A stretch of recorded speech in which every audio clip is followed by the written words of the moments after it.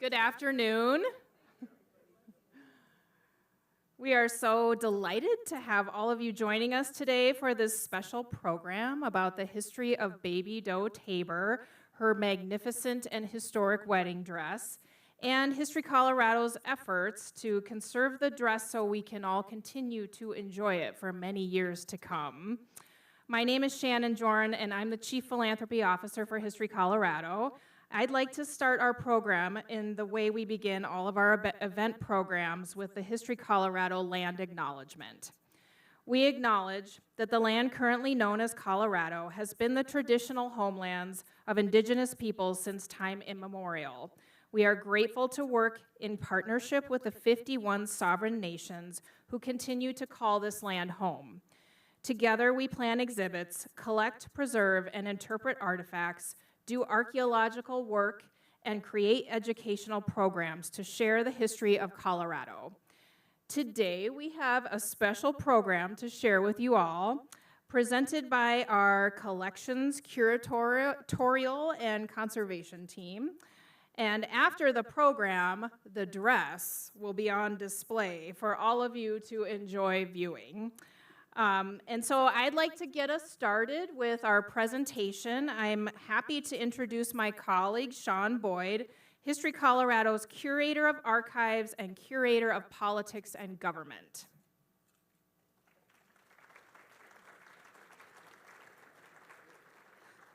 Hi, everybody. I just have to figure out the slides here for a moment and make sure I don't go over too much, because have you ever tried to summarize the Tabors in 10 minutes? There are whole books that are written about the Tabors. So I've put together a few slides about the Tabor Triangle, as they called it: strong women, a fortune made and lost, and a grand wedding.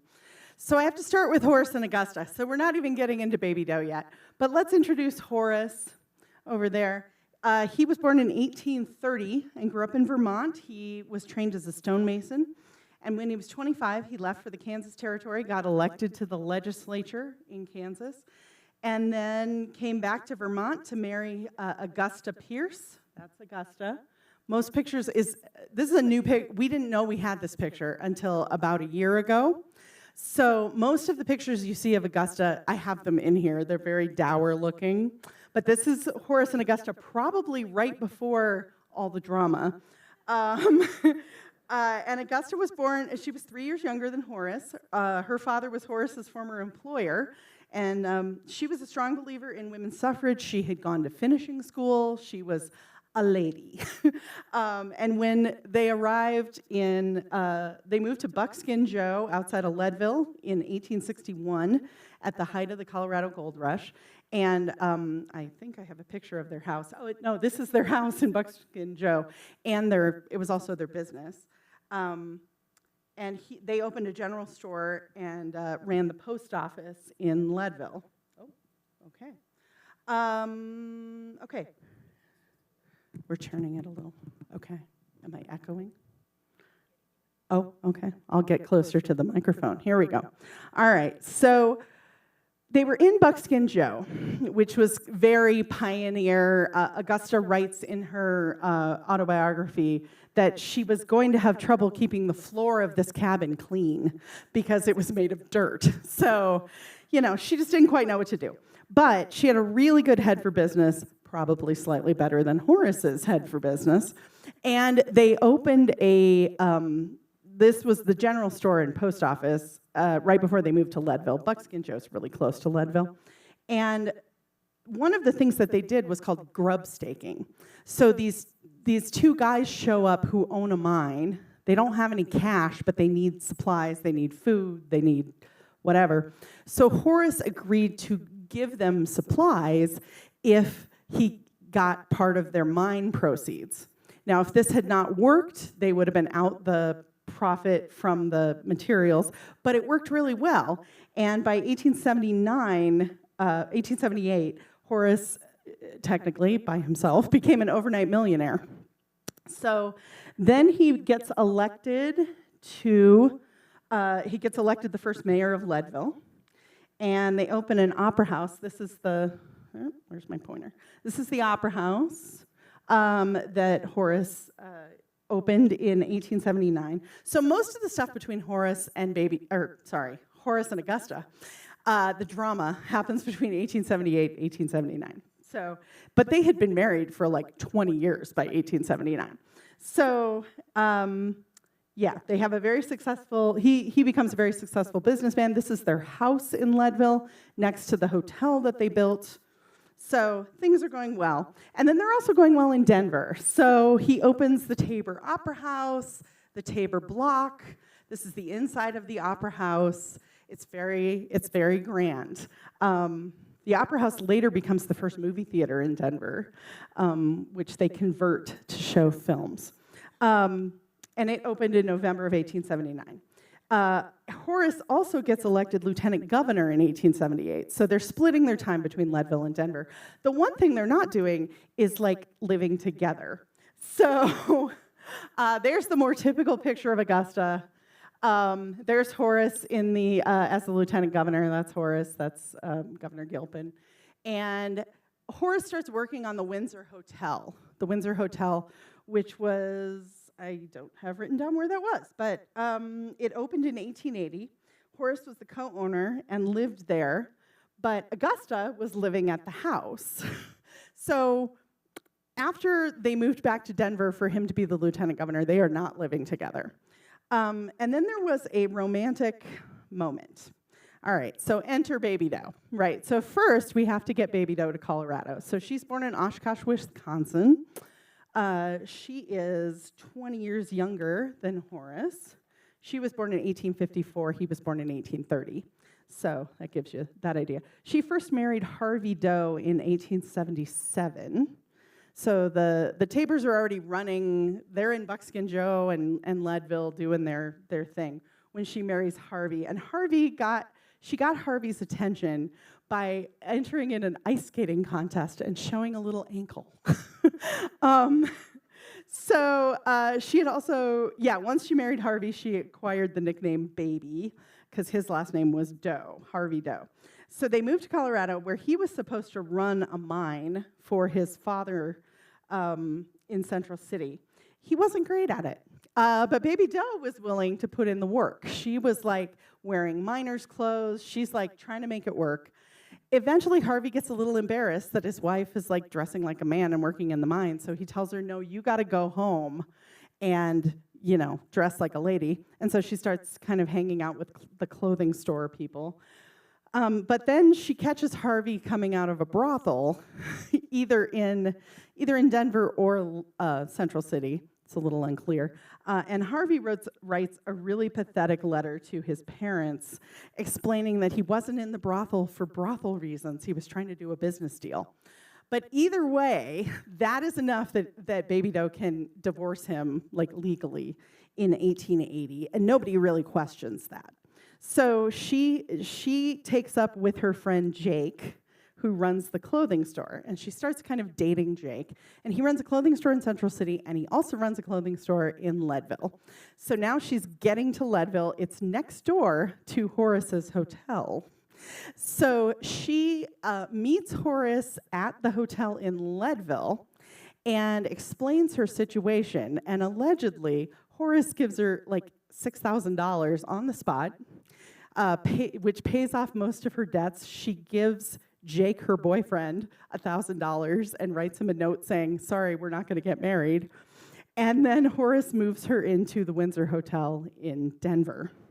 So people thought, of course, this was scandalous, right? Horace is the lieutenant governor. He's married to Augusta. Augusta's moving in the society circles. And they want to get married as soon as possible. So Horace obtains a divorce in, I believe it was in, sorry, I wrote that down. I'm ignoring my notes because I'm trying to be quick. Horace files for divorce, but Augusta turns him down several times because she's first of all, she still wants to be married to him. There's a couple of notes where she's like, I will forgive all of this if we can just make this work. But then he obtains a divorce in, I believe it was Creed or Gunnison, which was as far away from Denver as you could possibly get. and apparently doesn't give Augusta the divorce papers, or she never agrees to it. So, and Baby Doe has technically filed for divorce from Harvey, but it hasn't been recorded. So they're still technically married to their spouses. When they go to St. Louis and get secretly married in 1882, and we actually have the marriage certificate from that 1882 wedding, but they're both married to other people at that point, so it's a bit of a problem. And by this point, Horace has been appointed the senator from Colorado to fill a term from Senator Teller, who becomes the Secretary of the Interior. So after this thing happens in St. Louis, this wedding in St. Louis, Baby Doe goes back to Wisconsin, and she's like living with her parents, and Horace goes to DC. But then they decide they want to like legit get married. So finally the divorce goes through with Augusta in January of 1883, and they get married in March of on March 3rd. March 1st of 1883. Horace's term as a senator ends on March 3rd.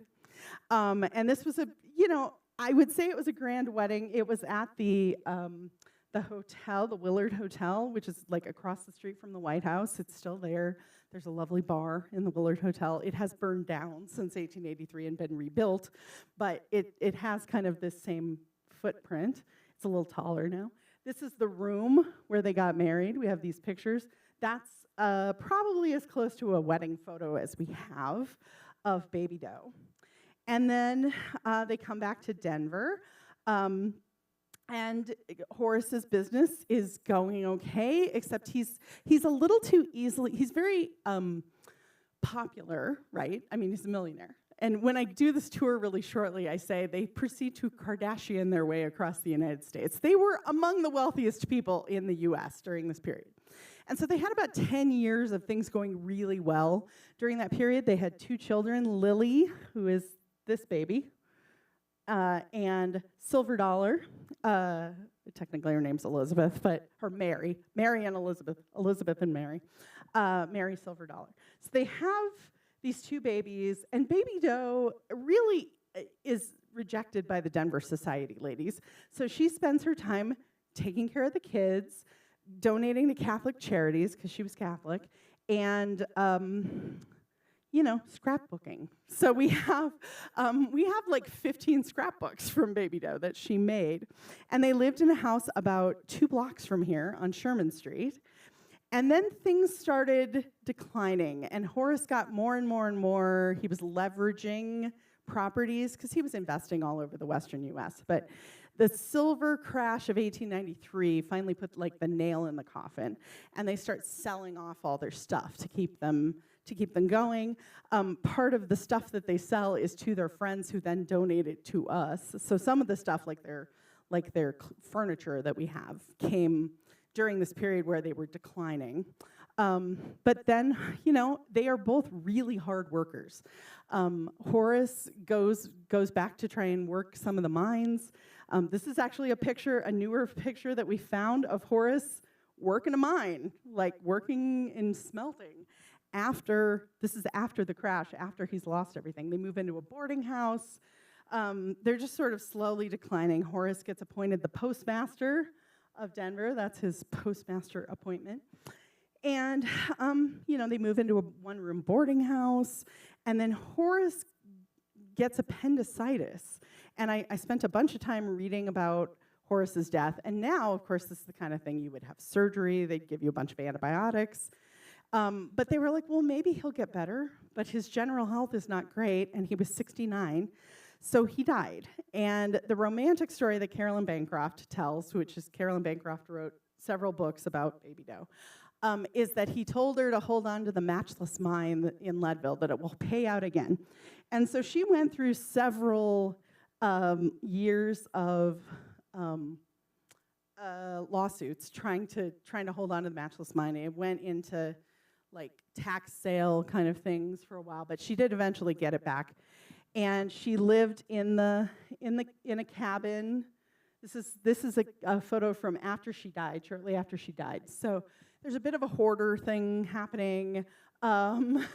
Silver Dollar, the older daughter, Lily, she goes back to Elizabeth's her grandparents, Elizabeth's parents in Wisconsin in 1903, and never speaks to her mom again, never acknowledges that it's her mom, just pretends her mom doesn't exist. And she lives in Wisconsin, gets married, moves on with her life. Silver Dollar is the younger daughter, and she tries to be an actress and a model and all these things. And one of the stories I've heard is she was trying to like get her mom a rich husband, and then she was trying to get herself a rich husband. And she had a very tragic life where she ended up dating a gangster in Chicago, and she died under mysterious circumstances, being scalded to death in 1925. But there's Silver Dollar with Theodore Roosevelt, greeting him in a Western trip. And we have a lot of stories about Baby Doe kind of declining in Leadville. I mean, this is one of the last photos of her in Leadville in the cabin. But we recently found this photo, which is from 1929, of her on the streets of Denver. And there are multiple photos in this set, and she's with a friend. And, her fashion forwardness is very visible in here. She's still pretty nattily dressed, and she's dressed like her friend, who is also of the same age. So, although she didn't have any money, I think she was still thinking in that fashion way. And then this was probably taken about 1934. And then she died in 1935. She would go into Leadville and get groceries, and it turns out her brother was secretly paying her grocery bill and not telling her. But she froze to death in the shack in Leadville. And she wrote tons and tons and tons of dreams and visions documents that we have a lot of them here at the museum that are like, I woke up and I had a dream about this, or kind of, you can see her psyche during that period.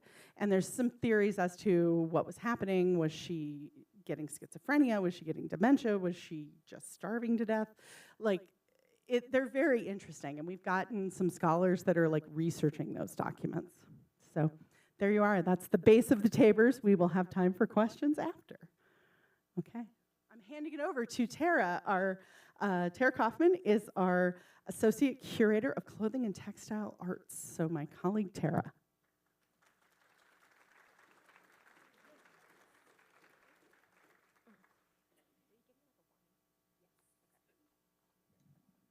This is our slide machine here. Hello, sorry, I've never seen this type of device. Okay, hi. Okay, hello everyone. A bit shorter than Sean, despite my shoes. Hi, I'm Tara. I'm the Associate Curator of Clothing and Textile Arts, as Sean just said. I'm very happy to be talking about this to you today because I have been living and breathing Baby Doe for the last few weeks, and I'm ready to get this out of my brain. But I started here at History Colorado about a year ago on April 24th, 2023, and on April 26th, I have a note in my phone that says Baby Doe. So it took 2 days for someone here to put Baby Doe on my radar because I wasn't living here. So I'm from Nebraska, but I had been living in Philly for a few years. So I'd never heard of Baby Doe, and apparently it was like my #1 priority to tell me about her.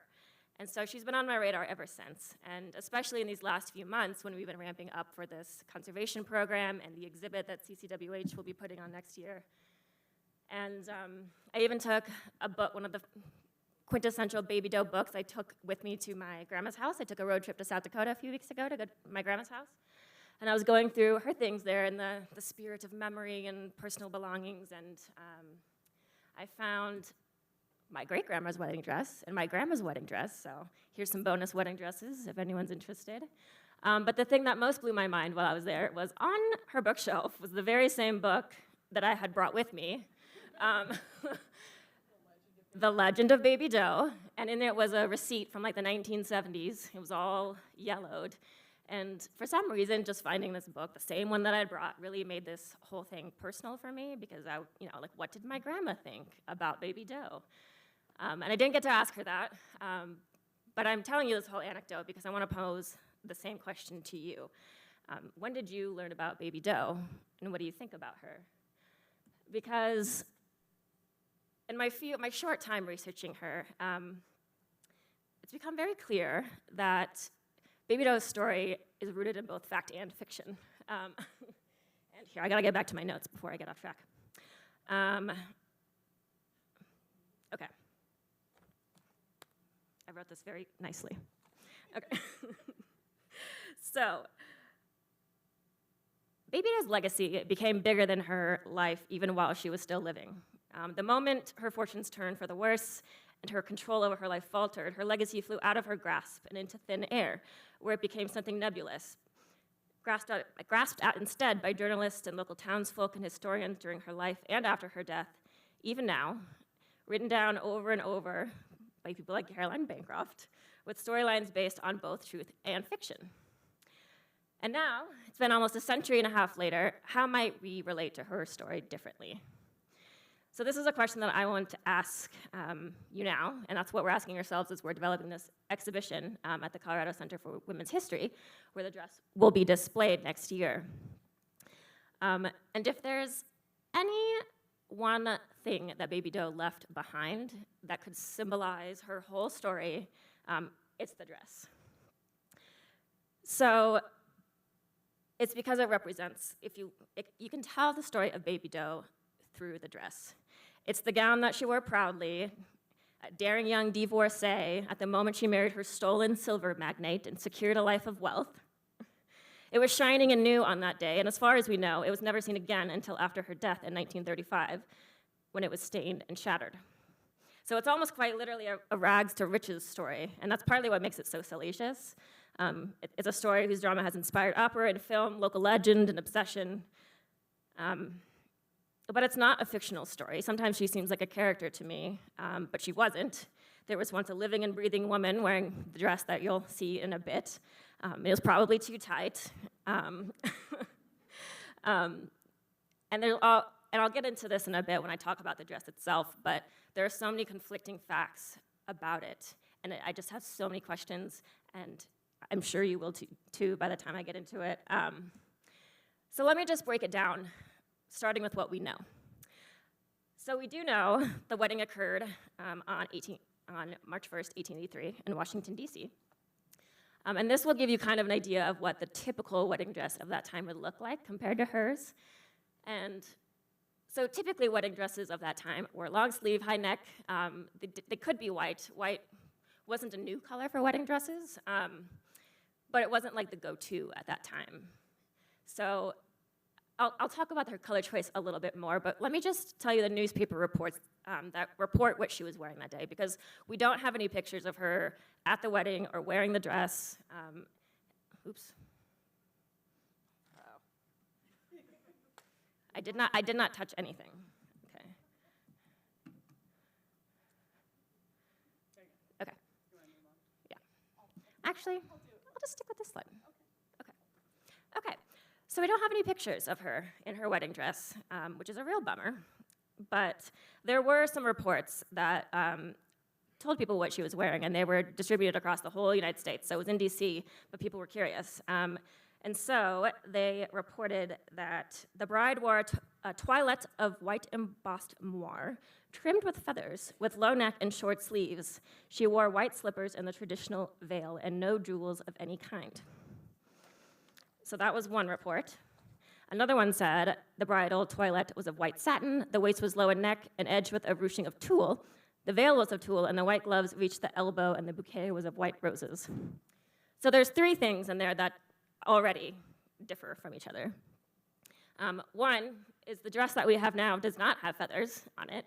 So if it did have feathers, they probably deteriorated when she kept it in storage in her cabin, or maybe even when we had it afterwards, because it's gone through this whole, Paulette will get into this more when she talks about the conservation of the dress, but it's gone through all of these kind of life cycles of being taken apart and cleaned. And so if there were once feathers, we were just talking about this, they'd probably there wouldn't be a trace of them anymore. So there are things that we don't know. And within those descriptions of the wedding, they said that it was lined with feathers or tulle. So even though the two reports that we have are different. So these are the places where I start asking questions. However, as for the style of the dress, I'll just go over basic construction and then talk to you about why I think her choice in dress was very deliberate. So, as you can see, it has a bodice and a skirt. Traditionally, or typically in that era, they would have been two pieces. The dress, as it is now, they're sewn together, which I find interesting because it would have been two pieces. But like I said, it's gone through all of these things, these cycles. Maybe someone else sewed it back together. We don't know. But it had boning in the bodice. When you walk by it later, you'll see, you can kind of see like the little lines where the boning would have been. It was built into the bodice. It wouldn't have been a separate corset. So the skirt is full, has a very long train. 7 feet, I believe, was the length. And she would have been wearing a bustle. So 1883 is basically the year before the bustles are the highest they ever were. So hers would have been fairly high, just to communicate how fashionable she was, essentially. And then, so it's made out of silk brocade. So that's just when the design of the fabric is sewn into the silk.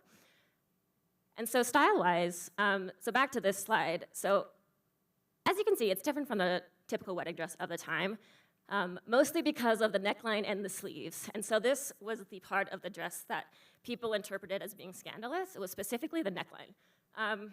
And while the neckline was different for a wedding dress, for evening dresses of the time, it wasn't that different.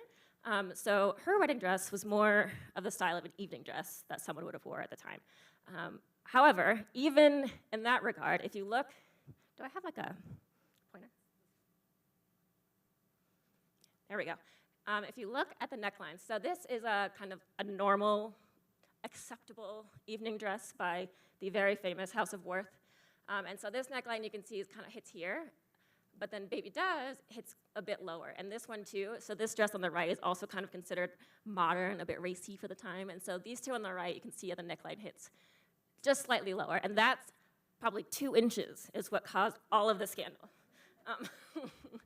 But the sleeves, I feel like the sleeves might have been surprising, but maybe not quite the source of the scandal. And this particular design, I think she did this deliberately because, one, she knew who she was. She was a young fashionista, diva, drama. She does what she wants. She wants to send that message, so she's going to wear a more modern dress. However, I also think, and this is me just completely theorizing here, there's no proof of this, maybe it was referencing Queen Victoria and her wedding dress in 1840, because this wedding dress was iconic. This wedding dress changed wedding dress history. This is the dress that's credited with giving or making white popular. She didn't start the white trend. White wedding dresses were a thing before that, but Queen Victoria is really credited with popularizing that. And so Baby Doe, by associating herself both in color and kind of in cut with the dress, because you can see it has the same kind of scoop neck situation. They have like this V on the waist, kind of a similar skirt. And then Victoria had this huge like overskirt that was her train. And so Elizabeth didn't quite beat her there. But she did have the train. I mean, it would be a smart move, in my opinion, politically, and she and her husband were politically, it would be a smart move to remind people of Queen Victoria at her wedding, which was a political event, because Horace was the senator temporarily, and so the president was there, and Denver society was there, Louise Hill and the local politicians, and so it maybe would not have been quite as well attended as Queen Victoria's wedding, and I guess it wasn't, because it was kind of last minute, invitations didn't go out. There weren't that many people there, but I imagine in the mind of Baby Doe and Horace, the political, the momentous occasion of their wedding, maybe it looked a bit something like this in their minds. And people knew at that time, people knew Queen Victoria and idolized her, and it was 40 years before Baby Doe's wedding, but the combination of a modern design with something that people would like associate with Queen Victoria is both kind of like racy and smart, and kind of balances out those two sides of her story and her personality. The only thing is, we do know who made Queen Victoria's dress. We don't know who made Baby Doe Tabor's dress. And so that gets me into what don't we know, which is a lot. We don't know who made the dress, and this is the thing that bothers me the most. And it could go two very different ways, because in our object files, which are massive and have all sorts of stuff, there's a note that says, Elizabeth Titus Fisher claims that Baby Doe Tabor bought this off the rack. Okay? I feel like that contradicts everything we believe about Baby Doe, and it's so preposterous that I just want to look into it, because what if it's true? How do we know it's not true if we don't look into it? And there's another note where one of the later museum people, he also says that she got it at Marshall Fields, and he writes to Marshall Fields and says, this supposedly had feathers at one point, but it doesn't anymore. And so he's like, can you give us some feathers? And they do. They send him some feathers.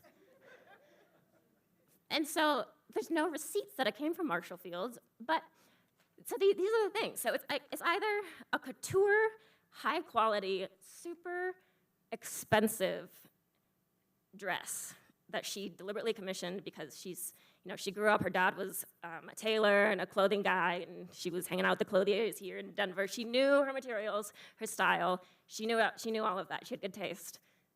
However, the wedding was a bit rushed. So did she, or at least the DC one, right? They had, like 3 months? Yeah, which is about the time it would take to make a dress like this, if not longer. And so the question is, who made it? And so that's one of the biggest things that I want answered, and I don't know if we can ever answer that. Sorry, I'm just making sure I'm on track here. Other things about this dress, one of the things about Baby Doe is there's legends that are associated with her, right? And one of the things is that the dress was woven with silver thread. I don't think that's true. I really wish it was. It would be incredible if it was, but we had, in 1981, there was a kind of very thorough analysis of the dress, and there's no mention of silver anywhere in the report. It says silk fibers. I don't know. Maybe we'll task Paulette with this. But I think that one's not true. There's also rumors about how much it cost. Was it $7,000 at the time? $7,000 at the time would be almost $230,000 today, which is a lot of money for a dress. They could afford it, but where does that number come from? Who decided it was worth $7,000? Because it's reported in the newspapers, but where did that number come from? And same with, the necklace that's posed with her there. She wasn't wearing any jewelry, but supposedly Horace gave her a necklace worth $75,000. But then other papers report it was worth $50,000, and then other papers report that it was actually a family heirloom. So there's lots of research to be done here. It seems like Baby Doe is done and over. We all know her story, front and back. I don't think that's the case. I think we know what we've been told for 140 years. And maybe we should start asking some more questions. I guess that's where I'll leave it.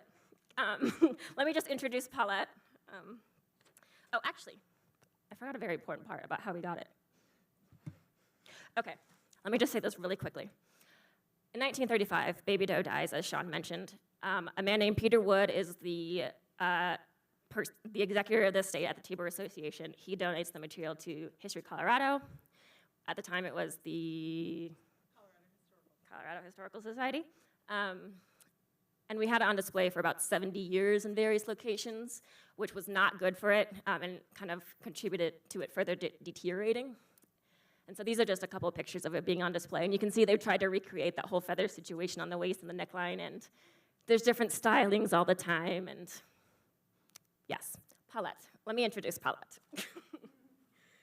Okay, so Paulette Redding has been working with us for a long time. She's a textile conservator in private practice for 17 years. She works for museums, historic houses, and private owners and collectors. She's a professional associate of the American Institute for Conservation and an active member with the AIC Health and Safety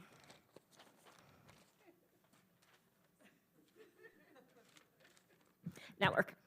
Um, she has an MA in the art conservation from Buffalo State College, SUNY, and a BA in art history from Washington University in St. Louis.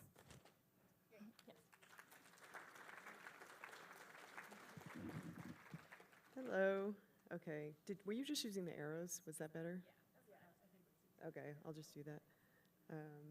So I'm Paulette Reading. I'm a textile, taller. Textile conservator, as Tara told you. And I didn't start this way, but I just wanted to, since she started with such a personal story, I just wanted to start out by saying that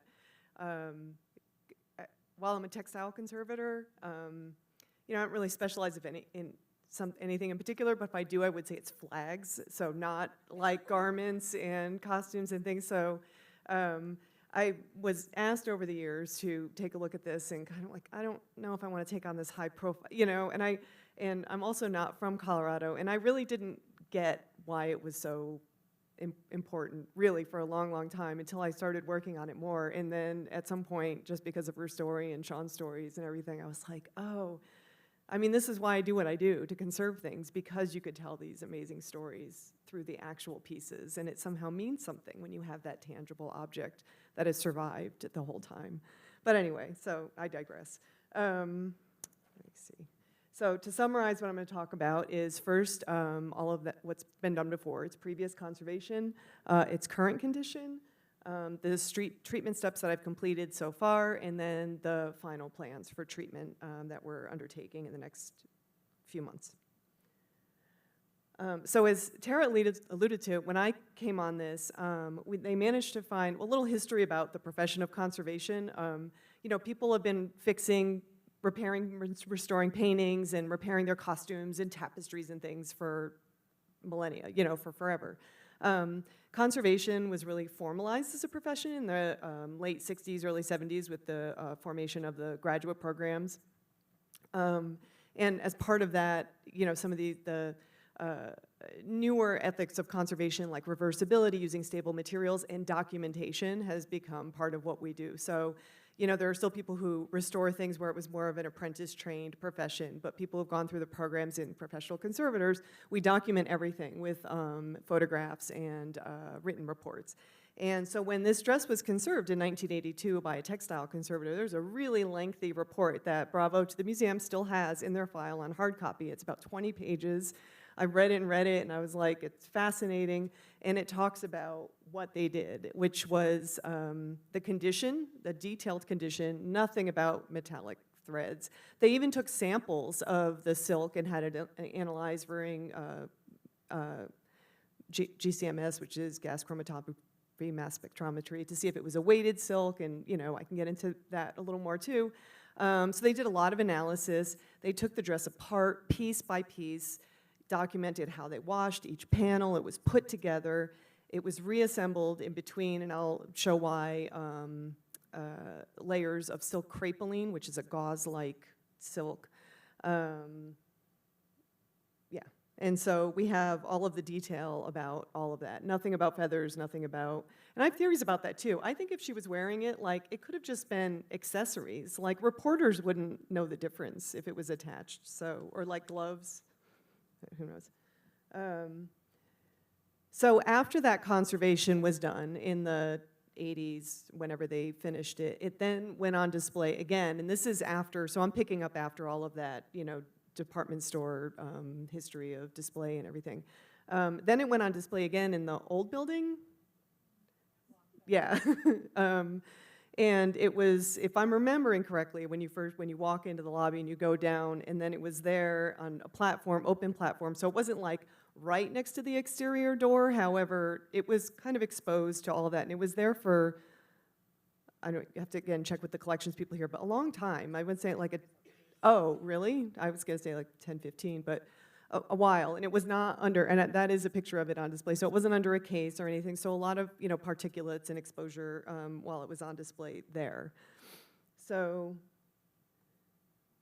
then it was, the next reports where it was examined again in 2013 and 2020. 2013 is, I think, when I first got the call, and I was like, I don't think I'm gonna work on this, but then Allison McCloskey across the street at the Art Museum did a little report about it, and wrote up a treatment report, and then it sat again in a box for about, I don't know, 5 or 6 years, and then I came on and looked at Allison's report, then they dug up that first report, and I was like, oh, this isn't in that bad condition. It's been conserved before, and everything that needs to be done to it is basically from its latest stage of display and storage. And so the damages that we did see were, the overall surface soiling, particularly on that train and along the bottom where it's sitting on the ground and collecting, because it's flat, so all of the dust is settling on those surfaces.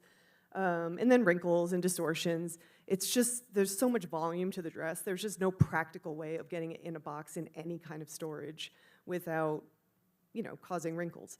And then, of course, every time you're handling it, it's a little bit invisible. So, you could wear gloves, you could not wear gloves, you could be, have as many people, but there's always this potential for snagging. There's always potential for damage whenever you move anything that's fragile. There were some open seams. Some of the previous restoration was kind of coming apart.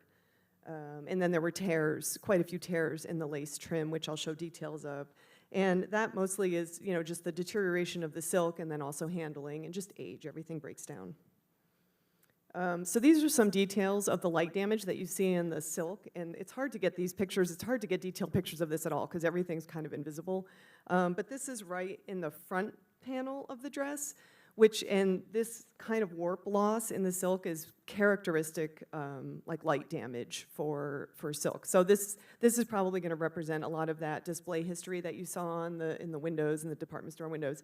It's totally stable now, as stable as it can be, because it is completely sandwiched in between these two layers of silk crepeline and stitched all the way through from that previous conservation effort in the 80s. And it's held up really well. I mean, just some seams have opened up, in the silk, but I've just restabilized those. And that really, truly, that has kept it alive for all this time. There are stains in the dress that were noted in that report. If this is washed then and they didn't come out then, they're not going to come out now. Whatever stains were there were set. We don't know if the stains were use related or from its long history in storage, if it's, who knows, but it's part of it now. Excuse me. These are some details of the open seams. Some of them are just in the actual seams of the dress. And then also that's the lace trim that lines the entire bottom of the dress, and there were significant tears in those as well. So the goals of the treatment are, of course, to preserve it for as long as possible for, the future, to be able to display the dress, and increased accessibility. And this is, again, a problem because it's really hard to get the dress in and out. It takes a lot of planning. It takes the staff a lot of planning. It's fragile. It has this potential for damage every time you move it. And so that all informs the treatment plan that we came up with. So first I'm going to talk about the actual treatment. These are the steps that I've completed so far, and I'll go into these in a little more detail. But first, surface cleaning, just by vacuuming and using dry sponges. Stabilizing all of those open seams, including the previous repairs that started to come loose. And then stabilizing that lace trim that was torn. So just a bit about vacuuming. People always ask me, well, this is the first step in almost any textile conservation treatment. It's not like taking out your Dyson or whatever and using full power vacuum. We have, I use a Nilfisk HEPA vacuum. It has variable suction that dials down almost to no suction at all. So it's a very controlled vacuum. Micro attachments that you can attach to the same kinds of things that people use to vacuum their keyboards, the dust. But they work great in conservation with all little attachments. Also, when I do, and I did this for this dress and every treatment, is to do a little vacuum cleaning test where I put a clean piece of muslin over the nozzle and then just vacuum a 6-inch square area. And then you can carefully observe what you're picking up. So this is important, in some ways, because it's not very satisfying. You can vacuum something and it looks exactly the same. So you feel and sometimes it could be hard to justify, okay, it's going to take me, 8 hours to vacuum this piece. And they're like, well, can't you just skip that step? It's well, it is really important for its conservation, and this is what we're actually picking up. It also informs, sometimes the material itself is really fragile, and if I'm only picking up fiber or actual original material and not dirt, I'm not going to continue with that method. And then that actually is a little, it's hard to see on the slide, but that was, what I was picking up for this dress. And I actually remembered to take a picture of that, but we were doing kind of a behind the scenes showing people things anyway, so we had the muslin. And it's always surprising because the dress doesn't look, it's not like cleaning a yellow varnish off a painting. People are like, ooh and ah, you just don't see the difference.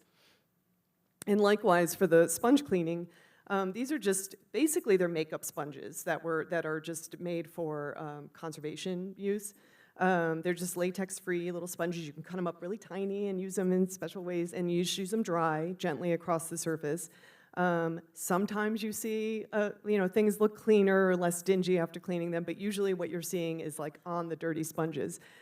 Somehow managed to not take any pictures of the cleaning of the dress while I was doing it, but I did have this other dress that belongs to History Colorado that I cleaned, and I had details of cleaning the bottom of it.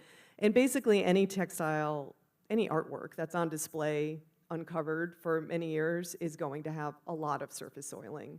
That's just part of being out in the open and, exhibit. And mostly for the dress, there wasn't a lot of, the whole thing was vacuumed, in and out. But I didn't do a lot of sponge cleaning on the upper parts. It was mostly on the train that was in contact with the carpet display, and on the top of it, that had the most soiling. And here's just some details of the stabilization where, again, on the top, I think you can kind of see with the gloved hand how thin that silk crepeline is. So the dress, again, the entire dress, every panel of the silk damask is in between two layers of that crepeline. It's essentially invisible, and it's stitched through the seams, and it's stitched with threads that are pulled from that silk, so they're very, very fine. Here's some details of the stabilization of the lace. The first step in that is actually, getting the distortions out. So I do that by introducing like a humidification through it's a whole conservation treatment. It's like a Gore-Tex actual Gore-Tex, like in your ski jacket, which allows water vapors but not droplets to permeate through, or a similar material, and all of these are created, as conservation supplies. So that layer goes down first, and then I'll put like a piece of damp muslin or blotter paper or something on that. So there's the Gore-Tex, the dry Gore-Tex, in between the artwork and that, and then let that rest for a little bit so that the material gets not wet, but just kind of cool to the touch, just enough so that you can reshape the fibers. So, I think you could see how fragile this lace is, so I just kind of make that little humidification chamber, let it sit for a few minutes, check it, take tweezers and get it all aligned, and then let it dry under weight. And then it looks, like that, so you can realign it. And then, again, this is all like invisible material, so it's hard to see on these slides, but it's stitched together with a piece of special nylon tulle that is behind it, and again, like kind of invisible threads. So that makes sense. Why is it doing that? Is it like jumping? Okay.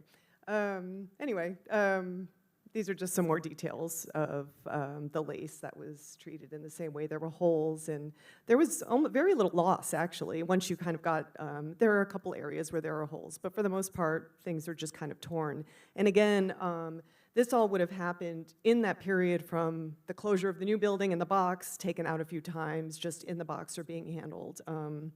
You could see how susceptible it is to damage from that, just that imperfect storage situation. And every storage situation is imperfect. I don't mean that this was imperfect. And then the other, so those are the steps that I've completed so far. And I did that, I don't know, last year or last winter or something. And what remains to be done is the getting the creases out of this pleated trim that is also with the lace trim that you can see it goes through the entire, it finishes the entire train, which, as we've seen with all these pictures, is really, really long. So there's a lot of pleated trim to it. But there was no point in, getting the wrinkles out of that until it's ready to be in its final mount and on display, because it'll just get wrinkled again when you put it back in the box.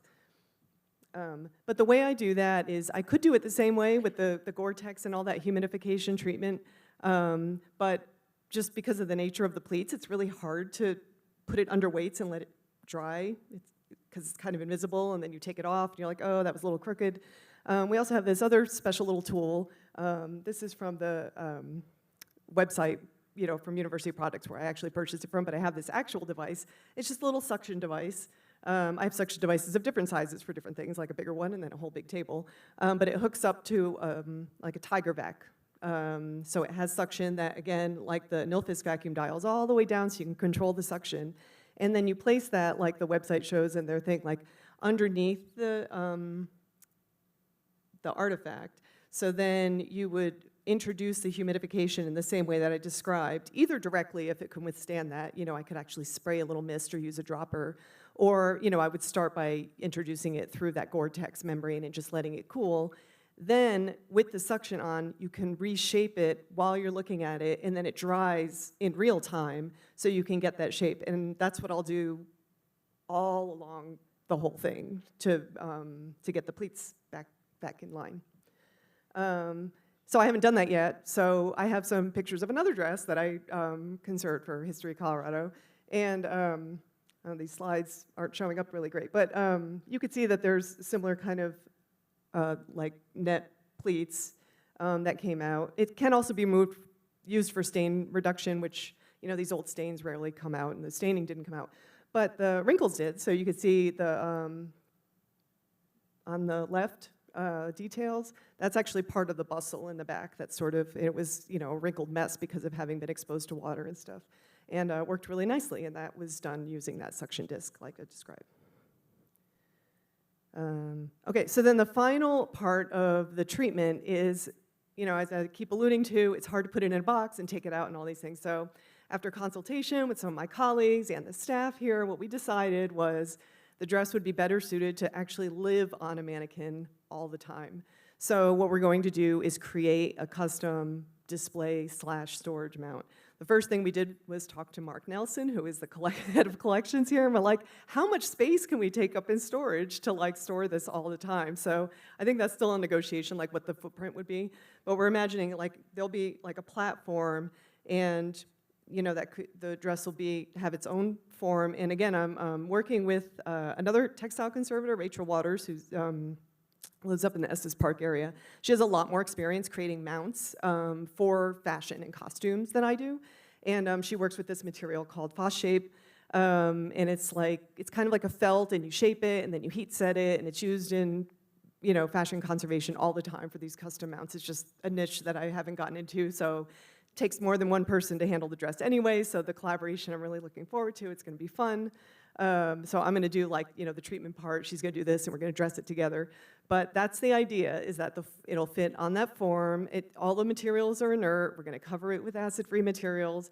It'll fit properly. It'll raise up and down. I think there's going to be a lot of planning because we have to make sure it can get through the doors that it needs to get through, and to fit on the freight elevators, and how much space is it gonna take, and how are you going to support the train when we're imagining when it's in storage, it'll probably be lifted up so that the train doesn't take as much of a footprint, but then you have to bring it down in order to get it through the door. So, there's a lot of that. But in the end, with the supported mount, it's really going to be better preserved than it would be flat in a box. And it certainly is going to be much more accessible. So with any kind of event that's coming around, like the museum could, basically just wheel it out and set it up and look at it. And they'll have a dust cover. There'll be a custom, dust cover to keep the light and the dust and everything off of it as well.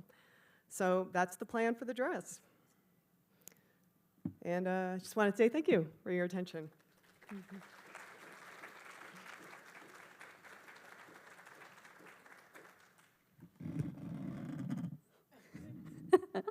Hello, hello. My name is Kat Jensen. I am the education coordinator at the Center for Colorado Women's History, which is formerly the Byers-Evans House. We're just down the street from here at 1310 Bannock. And in March of 2025, we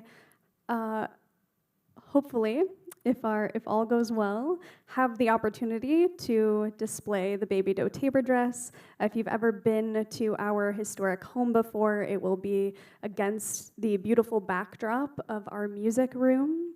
And so we're very much looking forward to this opportunity to publicly display the dress and also explore in our next exhibit several individual women across Colorado throughout time who have challenged norms and defied public perception. And that includes, of course, Baby Doe Tabor. We do have some time now for Q&A. So if you have a burning question you'd like to ask any of our folks here today, if you'll raise hands, I have a mic and will, as spryly as possible, make my way around to you. I might ask for assistance sending a mic in into one of our rows here. And I'll go ahead and get started this way. I am going to test this mic to make sure that it's on. Give me just a moment.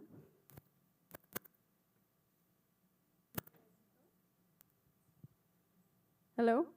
Green is go. Excellent. I'm going to start this way and move my way back and then to the other end of the room. How did you get the dress, and how did it get saved from the day she wore it? Where was it until it ended up with you all? We're not 100% sure. We know it was with her stuff when she died. It came in 1935. I have learned from Tara today, who has actually looked at the file about the dress, which I have not, that Edgar McMention, was that who it was? One of the museum staff that got it, they got it shortly after she died. So some of that staining and stuff could have happened while it was in a trunk or a storage unit for like 50 years after the wedding. But that's what we know. Okay, all right. We have someone who had that as a repeat question. Yeah. Just actually following up on that, though, I know there's like a lot of folklore about the fact that that was the one thing that she held on to, like she's living in poverty and she could have sold the dress and maybe been okay. Is there any truth to that, or what do we know about that? I'm flipping back to my slides. We know she was in like a one-room. We say shack, and of course you see this wooden structure, and it looks like a shack. It was like the size of a one-bedroom apartment or a studio apartment, and they've actually restored the apartment. If you go to Leadville, you can take a tour. But you can see from this picture how crammed full everything was. We have about 6 pictures like this, and single stove in the middle, papers everywhere on the floor. There was a trunk that may or may not have had. I imagine that it was in a trunk in the house because she did hold on to some things that were like part of her history. So I think it was probably in the shack in Leadville, but we don't know that because I didn't know she had a storage unit in Denver that she was having trouble paying for toward the end of her life, which Tara found. So there's like infinite things we can find. I would encourage everybody, if you want to dig into this, ColoradoHistoricNewspapers.org. We've digitized a lot of the newspapers, and you can go through and find all kinds of things. If you just search Tabor, it's thousands and thousands of articles. So I tend to go like, okay, Tabor, when Horace died, let's do like the 2 weeks after Horace died. Or when Baby Doe died, we can get into like the Rocky Mountain News and the Denver Post and some of those things. So those are our best sources. It was very common at Queen Victoria's time, since the dress is so similar, to wear ostrich feathers when you were meeting Queen Victoria. In your headpiece especially, do you think she could have had a headpiece for the dress and there might have been ostrich feathers in that?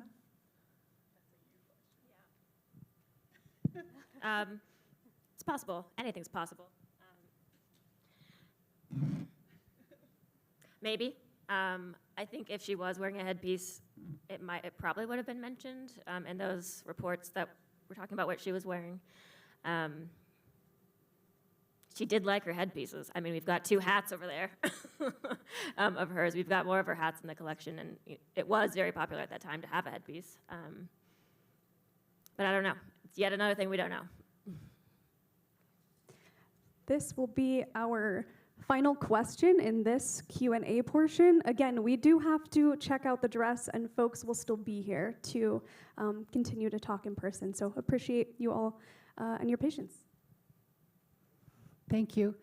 For Ms. Redding, I know when I went through my mom's threads from the 1950s, I would pull them and they would just snap. So I'm curious about anything that's 140 years old. Did you have to replace all the threads in the dress? Is this on? It is? Oh, okay.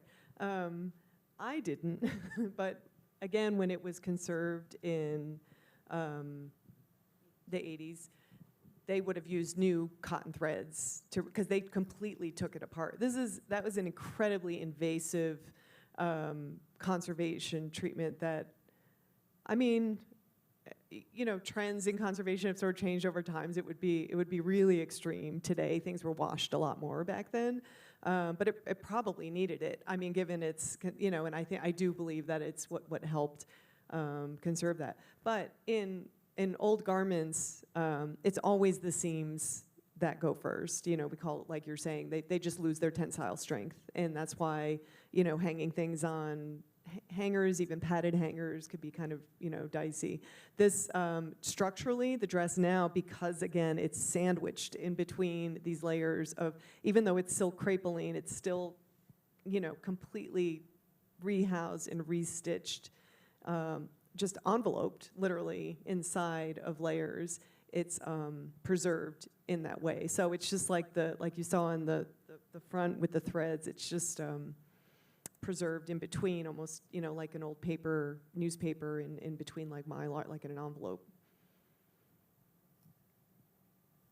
Oh, and I'll just add that a lot of it has to do with the conditions of its environment. Like, textiles can last a lot longer if, you know, in low humidity and without the light, and depends on the dyes. I mean, there's a lot of, all organic things break down, obviously, but that's why we're always touting, like, oh, stable temperature and humidity, keep the light levels low, all that things, because it does matter. I mean, it's all about just extending the life to things.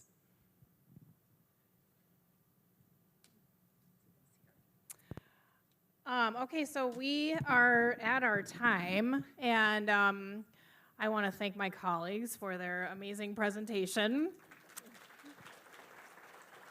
And we want to thank all of you for coming. It's exciting to be able to work on this project and share this with you.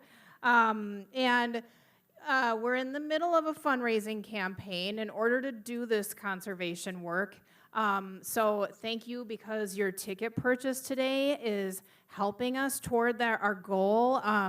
We have a really significant donation from the Virginia Powers Fund, and so we're more than halfway there. And there's some information here on the little brochure that is left on your seat, and the QR code up here. If you're interested in making another tax-deductible donation, there's information there about how to do that. And so now the program is over, but please stay and enjoy the viewing of the dress at the back of the room here. If you haven't had a chance to have your photo taken in the life-size cutout, enjoy that. And again, thank you so much for coming, and feel free to stay here, ask us questions. Thanks again.